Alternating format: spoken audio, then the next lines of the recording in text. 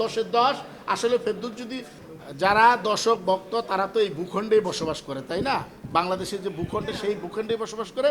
এই ভূখণ্ডের জন্য সিদ্দিকুর রহমান কিন্তু কাজ করবে, এই ভূখণ্ডের পতাকার জন্য কাজ করবে, এই যে দেশের মানুষের জন্য কাজ করবে। আমি মনে করি তাদের আসলে হ্যাপি হওয়া দরকার, যেহেতু আমি একটি নির্দিষ্ট দলের হয়ে যাচ্ছি। এটা অনেকের অপোজিট দলের জন্য খারাপ লাগতে পারে, কিন্তু আপনাকে মনে রাখতে হবে সিদ্দিকুর রহমান একটি কনস্টিটিউশন থেকে যখন নির্বাচন করবে তখন কিন্তু একটি কনস্টিটিউশনের জন্য কাজ করবে না, সে সারা বাংলাদেশের জন্য কাজ করবে। ইতিপূর্বে হতাশ হওয়ার কিছু জায়গাও আছে, কারণ ইতিপূর্বে যে সমস্ত শিল্পীরা গিয়েছে তারা কিন্তু তাদের সাকসেসটা ওখানে দেখাতে পারেনি। তারা হয়তো মঞ্চ বানিয়ে ফেলেছে আপনার জাতীয় সংসদকে, সেখানে গান গিয়েছে বা অভিনয় করে দেখিয়েছে। কিন্তু একটি সিদ্দিকুর রহমান সবসময় বলে, সিদ্দিকুর রহমান যখনই জাতীয় সংসদে যাবে ওই চেয়ারটা, বিশেষ করে যে চেয়ারটা সিদ্দিকুর রহমান বসতে চায় সেই চেয়ারটা হবে আগুনে পরিপূর্ণ। কাদের জন্য? এই যে আজকে দেখেন সিন্ডিকেট করে সারা বাংলাদেশে যে বাজার ব্যবস্থাকে অস্থির অবস্থায় নিয়ে গেছে, এই মানুষগুলো কলারা ধরার জন্য একটি সিদ্দিকুর রহমান জাতীয় সংসদে যেতে চায়। এই সিদ্দিকুর রহমান ওই মানুষদের জন্য যেতে চায়, ওই মানুষদের জন্য আগুন হবে যে মানুষগুলো খুব দেখা যায় নির্বাচনের আগে 100 টাকা নিয়ে তারা নির্বাচনে অংশগ্রহণ করে। একটি মেশিন আছে যে মেশিনটাতে এই সম্পদ বিবরণীটা দেওয়ার পরে 100 টাকা হয়ে যায় 1000 টাকা, 1000 টাকা হয়ে যায় 1 কোটি টাকা, 1 কোটি হয়ে যায় 10 কোটি, 10 কোটি 100 কোটি, 100 কোটি 1000 কোটি, 1000 কোটি লাখ কোটিতেও পরিণত হয়। সিদ্দিকুর রহমান জাতীয় সংসদে যেতে চায় ওই মেশিনটা ভাঙার জন্য, যে মেশিনটাতে ওই সম্পদ বিবরণটা ঢুকানোর পরে গুণে অনেক বেড়ে যায়। কিভাবে বাড়ে সেই জায়গাগুলো সিদ্দিকুর রহমান ধরতে যাবে, অন্য কোনো কারণে যাবে না।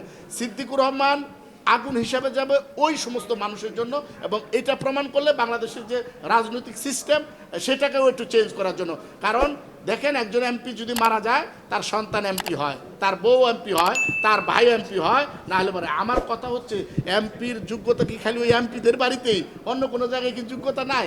আছে, সেটাকে আমাদের খুঁজে বের করতে হবে। এবং আমরা যদি আওয়াজ না দিই, আমি সিদ্দিকুর রহমান জনপ্রিয় অভিনেতা, নাট্যকার, নির্মাতা হিসাবে সেই জায়গা থেকে জনগণের জন্য আমি একটা আওয়াজ দিয়েছি বা স্লোগান করতেছি যে আমি আসতে চাই রাজনীতিতে। কাদের জন্য? ওই মানুষগুলো যারা আমাকে নাটকে ভালোবাসে, যারা আমাকে দেখে হাসেন, যারা আমার সাথে একটা ছবি তুলেন, তাদের জন্যই কাজ করব, বৃহৎ অর্থে কাজ করব। অতএব যে কাজটা করলে মানুষ আমাকে মনে রাখবে এবং জাতি বলতে হবে যে এই মানুষটা সত্যিকার অর্থেই যা বলেছে সেরকম করতে চেয়েছে, সেই কাজগুলো করার জন্য চ্যালেঞ্জ হিসেবে সিদ্দিকুর রহমান এটা করতে চায়। একদম শেষ আমি শুধুমাত্র ফেরদৌস নয়, আমি মিডিয়া পার্সন হিসাবে, নাট্যকার, অভিনেতা, নির্মাতা সিদ্দিকুর রহমান হিসেবে আগামী দ্বাদশ জাতীয় সংসদ নির্বাচনে যারা অংশগ্রহণ করছে, যারা মনোনীত হয়েছে দল থেকে এবং জাতীয় নির্বাচনে অংশগ্রহণ করছে, তাদের জন্য আমি শুভবার্তা দিতে চাই একটা, যে তোমাদের বা আপনারা কিন্তু ওই জায়গাটা প্রমাণ করতে হবে যে একটা চ্যালেঞ্জের জায়গা আপনারা গ্রহণ করেছেন, কারণ এত মানুষের মাঝ থেকে আপনাদেরকে নমিনেশন পেপার দিয়েছে। অতএব সেই জায়গাটাতে চ্যালেঞ্জ করতে হবে যে আপনাদেরকে আগুনে পরিণত হতে হবে। আর যদি মনে করেন যে না, আমি আগুনে পরিণত হব না, আমি আগুনে পরিণত হবো কিন্তু আমার এই আগুনটা নিয়ে খেলা করবে অন্য মানুষ, আপনাকে যেভাবে বলবে সেইভাবে কাজ করবেন, তাহলে আমার মনে হয় যে আপনার ওইখানে যাওয়া উচিত নয়। তবে ফেরদৌস ভাইয়ের জন্য একটাই থাকবে যে উনি যেহেতু ঢাকা 10 আসনের জন্য মনোনীত হয়েছেন এবং 10 আসনে একটা স্লোগান দেখলাম 10-এর 10। আসলে ফেরদৌস যদি সেরকম কাজ করতে পারে, যদি সে নিজেকে ওরকম পরীক্ষিত মানুষ করতে পারে, তাহলে আমিও বলবো তখন 10-এ 10।